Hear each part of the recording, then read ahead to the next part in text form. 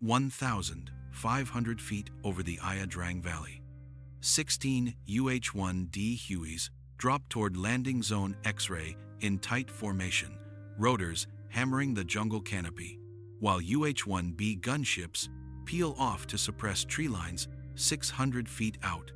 Viet Cong cadres had mocked the American helicopters for weeks, noisy, slow, obvious targets that telegraphed every insertion. But what unfolded that morning redefined vertical envelopment. A full rifle battalion, 450 soldiers, concentrated on a single clearing in the first hours of daylight.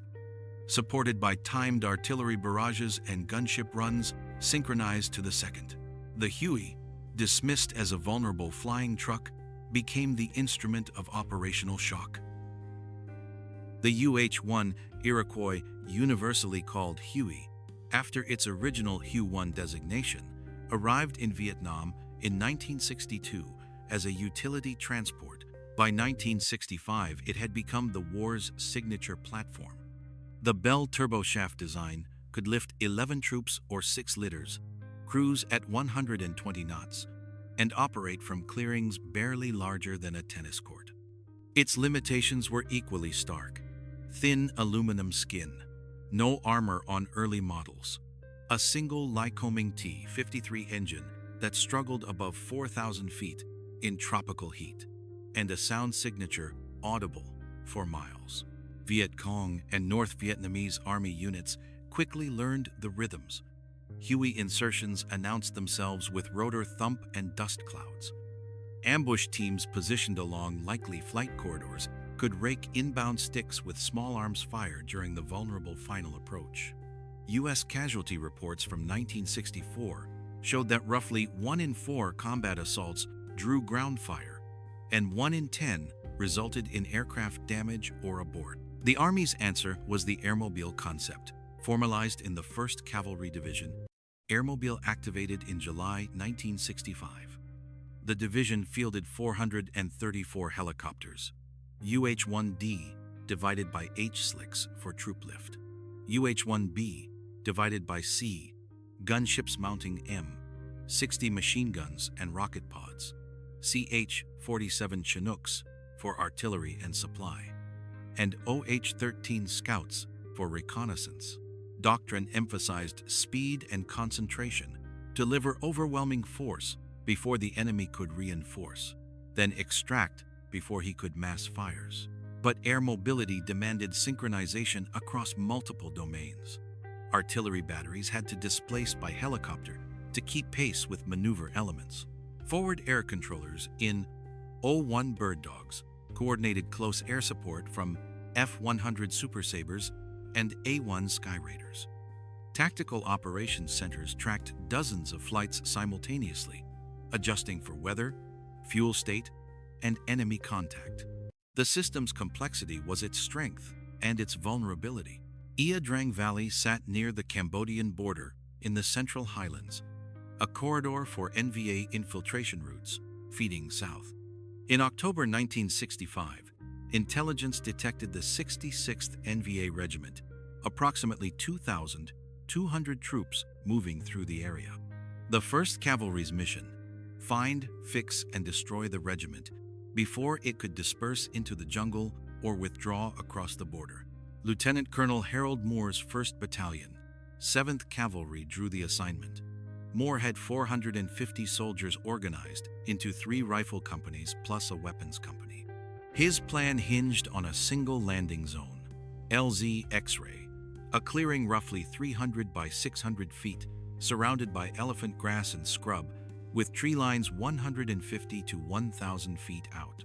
Intelligence suggested light enemy presence. Moore assumed otherwise. The helicopter assault required precise choreography. 16 UH-1D slicks from the 229th Assault Helicopter Battalion would execute the lift in multiple waves, each wave carrying 1 rifle company. Flight time from staging area to LZ, approximately 14 minutes. Turnaround time on the ground, 30 seconds, just long enough for troops to jump clear before the pilot pulled pitch and climbed out. Gunship support came from UH-1B and UH-1C, models mounting 4 M60S and twin rocket pods, typically two 19-tube M200 launchers carrying 38 75-inch folding fin aerial rockets, though some configurations mounted up to 48 rockets total. Each FFAR carried a 10-pound warhead. A full salvo could saturate a 150-foot square. The gunships would prep the LZ with rockets and machine gun fire 15 seconds before the first slicks touched down, then orbit to suppress any tree line that opened fire. Artillery support was pre-planned but flexible.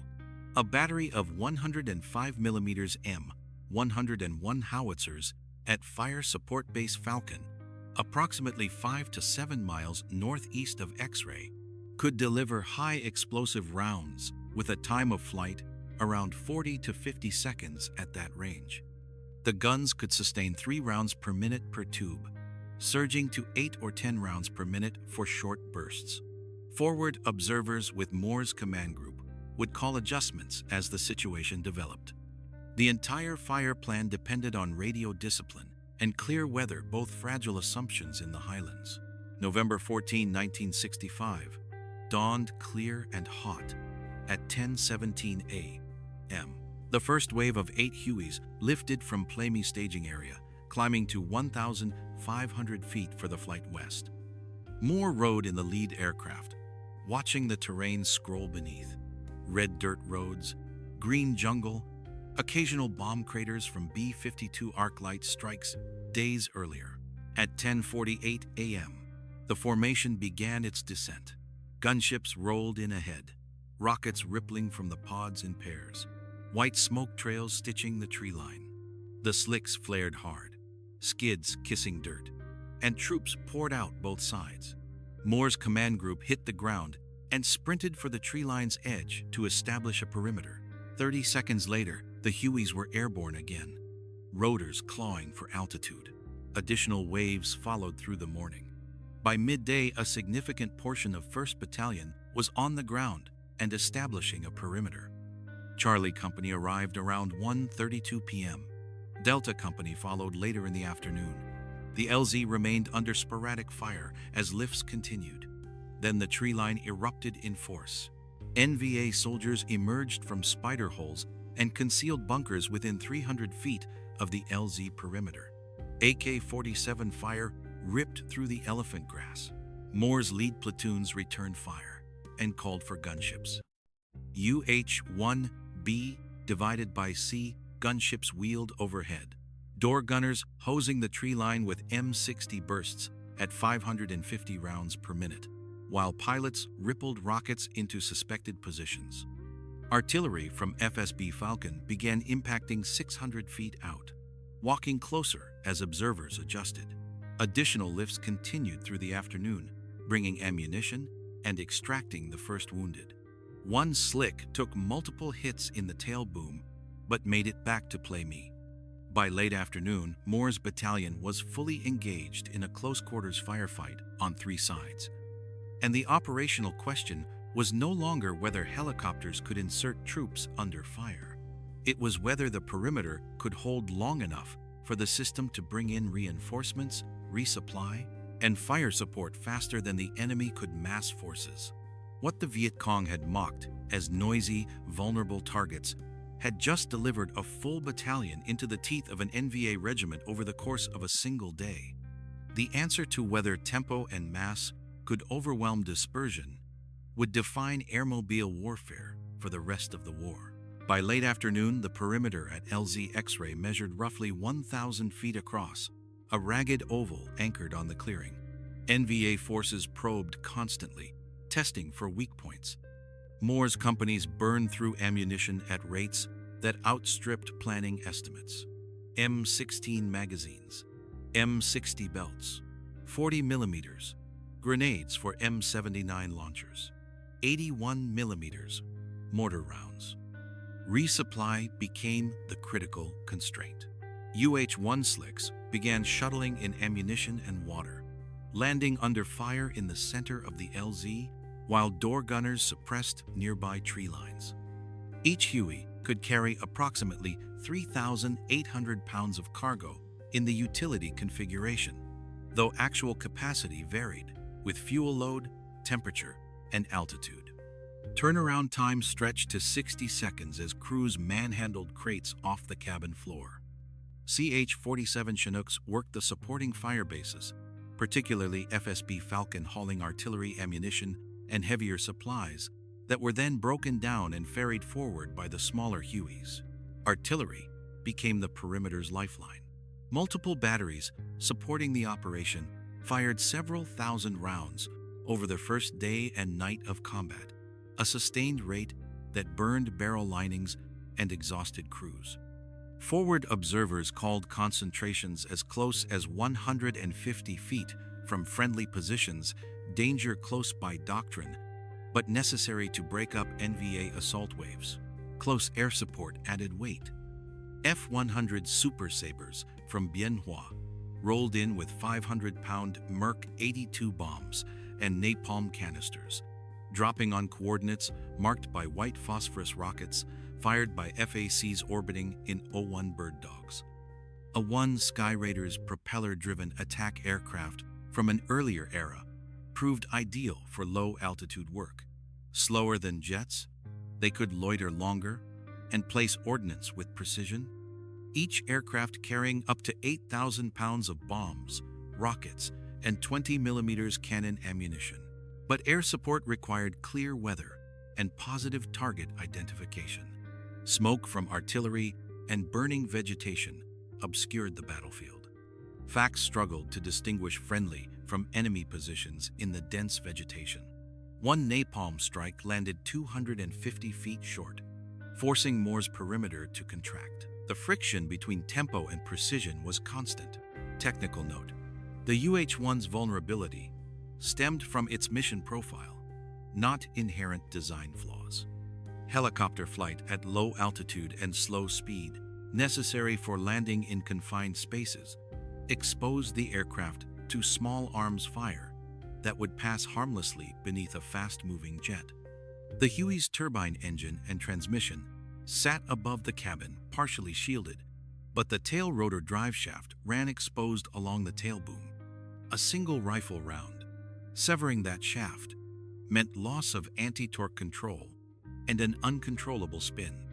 Pilots learned to approach LZs in steep descents, minimizing time in the vulnerable slow-speed envelope, and to depart in climbing turns that masked the tail boom behind the fuselage. On the afternoon of November 14, Moore requested reinforcement. The 2nd Battalion, 7th Cavalry, another 450 soldiers, was alerted at Play Me. The airlift began at 2 p.m. and continued into dusk. 16 Hueys cycled back and forth, each sortie a 14-minute flight in, 30 seconds on the ground, 14 minutes out, then refuel and reload. Pilots flew until their hands cramped on the cyclic and collective controls.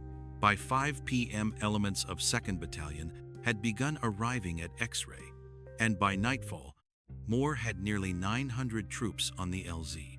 The perimeter had stabilized. NVA forces pulled back to regroup.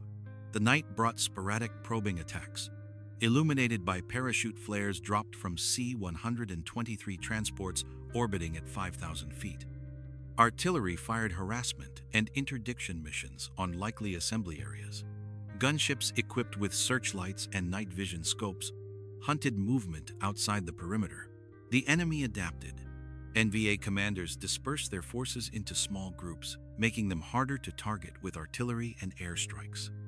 They positioned anti-aircraft machine guns, 12.7 millimeters, DHK heavy machine guns with effective range over a mile, along flight corridors, forcing helicopters to vary approach routes. They timed assaults to coincide with weather fronts that grounded air support. Enemy perspective.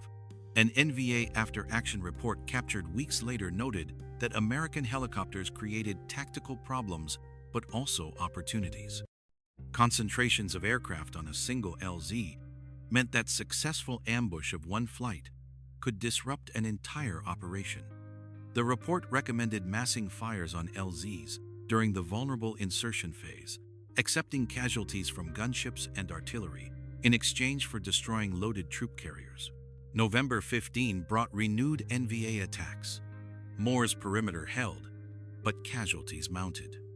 Medevac Hueys UH-1 second, configured with red crosses and litter racks, flew continuous missions, extracting wounded under fire. Doctrine prohibited arming medevac aircraft to preserve their protected status under Geneva Conventions, but door gunners flew aboard anyway, returning fire when ships took hits. Major Bruce Crandall, commanding Company A, 229th Assault Helicopter Battalion, flew over 20 missions into LZ X-ray on November 14 alone, delivering ammunition and extracting wounded each trip. His aircraft took multiple hits, but remained flyable. Crandall's actions illustrated a principle that defined airmobile operations. The system's effectiveness depended on individual crews accepting risk to maintain tempo. Hesitation broke the cycle. Audacity sustained it. While the Ia Drang battle consumed attention, another air asset was proving its worth across South Vietnam. The AC-47 gunship, nicknamed Spooky or Puff the Magic Dragon. The AC-47 was a World War II-era C-47 transport, modified to carry three 7.62mm GAU-2 miniguns, each capable of 6,000 rounds per minute, mounted to fire through the left side cargo door and windows. The aircraft orbited a target in a left-hand pylon turn, pilot holding the wingtip on the aim point while gunners engaged. At 3,000 feet altitude and 120 knots airspeed, a single AC-47 could place a bullet in every square yard of a football field-sized area in less than 10 seconds. Tracer rounds every fifth round created a solid red line from aircraft to ground, a visual effect that gave the system its psychological impact. A C-47 seconds flew night missions over outposts and fire bases under attack. Ground commanders marked their perimeters with strobe lights or infrared beacons visible through night vision devices. The gunship crew identified targets by muzzle flashes or illuminated them with parachute flares, then engaged with miniguns. A typical mission lasted 3 to 4 hours, limited by fuel and ammunition, approximately 45000 to 54000 rounds total, depending on configuration. The AC-47's effectiveness lay in persistence. Unlike fast movers that delivered ordnance in a single pass and departed, the gunship could loiter overhead, suppressing enemy movement for hours.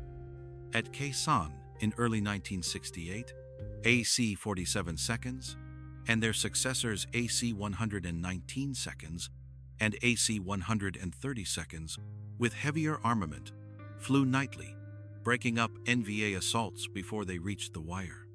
The system proved that air power's value wasn't always measured in tonnage dropped, but in time over target and precision of fires. What the AC-47 demonstrated about airmobile warfare was the importance of tailored platforms. The Huey excelled at rapid insertion and extraction. The AC-47 excelled at sustained fire support. Neither could replace the other, but together they created a layered capability that forced the enemy to operate under constant observation and interdiction. By November 16, the NVA 66th Regiment had withdrawn from the Ia Drang Valley. U.S. forces reported finding 634 bodies in the immediate vicinity of LZ X-ray and estimated additional enemy losses exceeding 1,000 from artillery and airstrikes at range. American casualties were 79 killed and 121 wounded. Moore's battalion extracted from LZ X-ray by helicopter on November 17. The lift conducted in reverse, Hueys landing in waves, loading troops, and departing under sporadic fire. The battle validated airmobile doctrine but also exposed its costs. The 1st Cavalry Division lost several helicopters destroyed and dozens damaged during the 3-day engagement. Maintenance crews worked around the clock to repair battle damage and replace worn components. Turbine engines designed for 1,200-hour service lives were reaching overhaul limits in 600 hours due to the high-temperature, high-dust environment and sustained high-power operations. Tactical lessons emerged quickly. Landing zones needed better reconnaissance, ideally by ground teams inserted covertly days before the main assault, though this added complexity and risk. Gunship suppression had to begin earlier and continue longer. 15 seconds of prep fire was insufficient against dug-in defenders. Artillery had to be positioned within range before the assault, not displaced afterward. Resupply planning required larger margins. Ammunition expenditure rates in close combat exceeded peacetime estimates by factors of 3 to 5. Water consumption in the tropical heat was equally underestimated. Medical evacuation capacity became a limiting factor. Each wounded soldier required a litter, 2 bearers to carry him to the LZ, and space aboard a medevac bird resources that had to be balanced against ammunition and reinforcements. The enemy learned as well. Post-battle intelligence indicated that NVA commanders began avoiding large-scale engagements near areas where U.S. helicopters could rapidly concentrate forces. Instead, they shifted to smaller, faster attacks, ambushes along roads, mortar strikes on fire bases, sapper raids that achieved tactical effect before airmobile reaction forces could arrive. They also invested in air defense. By 1966, the Ho Chi Minh Trail and approaches to major bases bristled with 12.7 mm and 14.5 mm anti-aircraft machine guns, 23 mm and 37 mm automatic cannons, and eventually SA-7 Grail shoulder-fired surface-to-air missiles. Helicopter losses climbed. Over the course of the war, approximately 1,2,000 helicopters served in Vietnam, with losses reaching over 5,000 aircraft to all causes, combat and operational. Airmobile tactics evolved in response. Helicopter formations began using terrain masking, flying low through valleys to avoid skyline silhouettes, then popping up for final approach to the LZ. Gunships shifted from orbiting overhead to running racetrack patterns offset from the LZ, reducing predictability. Artillery and airstrikes prepped LZs for longer durations, and false insertions helicopters landing at dummy LZs to draw fire and reveal enemy positions became routine. The concept of pink teams emerged. A light observation helicopter flying low to draw fire, paired with a Cobra gunship introduced in 1967 flying high cover to immediately suppress any enemy response. The LOH pilot's job was equal parts reconnaissance and bait, a role that produced both high casualties and extraordinary situational awareness. The Ia Drang model massed helicopter assault delivering overwhelming force onto a single point was replicated hundreds of times across South Vietnam between 1965 and 1972. Operations Cedar Falls and Junction City in 1967 involved multi-battalion air assaults, coordinated with ground columns, and B-52 strikes. The 101st Airborne Division Airmobile joined the 1st Cavalry, doubling U.S. airmobile capacity. But the strategic impact remained ambiguous. Air mobility allowed U.S. forces to find and engage enemy units with unprecedented speed, but it couldn't hold terrain once secured. After each operation, U.S. forces extracted and the enemy returned. The war became a contest of attrition. Could the U.S. kill enemy soldiers faster than North Vietnam could replace them? Airmobile operations maximized U.S. advantages in firepower and mobility, but couldn't resolve the fundamental question of political will. By 1972, as U.S. ground forces withdrew, the airmobile mission shifted to supporting South Vietnamese units. ARVN divisions received their own helicopter battalions, though never in the numbers the Americans had fielded. The Easter Offensive of 1972 saw NVA forces equipped with modern Soviet armor and air defenses, SA-7 missiles, and ZSU-234 self-propelled anti-aircraft guns that made helicopter operations far more costly. The final collapse in 1975 rendered the debate moot. Airmobile warfare had proven tactically effective, but strategically insufficient. The Hueys' iconic image door, gunners leaning out, skids inches above rice paddies, troops jumping into elephant grass, became the visual shorthand for the war itself. Audacious, technologically sophisticated, and ultimately unable to achieve its political objectives. Yet, the operational lessons endured. The U.S. Army's doctrine for air assault operations, refined through thousands of missions in Vietnam, became foundational for later conflicts. The AH-64 Apache, UH-60 Black Hawk, and CH-47 Chinook, direct descendants of Vietnam-era platforms, flew in Desert Storm, Afghanistan, and Iraq, executing the same basic mission: deliver troops and firepower rapidly, concentrate force at the decisive point, then extract before the enemy can respond. The Ia Drang Valley demonstrated that helicopters could transform infantry into a force capable of strategic mobility and operational shock. What had seemed a vulnerability noise, visibility, fragility, became acceptable when paired with speed, firepower, and coordination. The Viet Cong had laughed at the Hueys. They stopped laughing when a full battalion landed over the course of a single day and the jungle erupted in coordinated fires. The lesson wasn't that helicopters were invulnerable. It was that tempo and mass could overwhelm dispersion, and that industrial capacity applied with tactical precision could redefine the possible.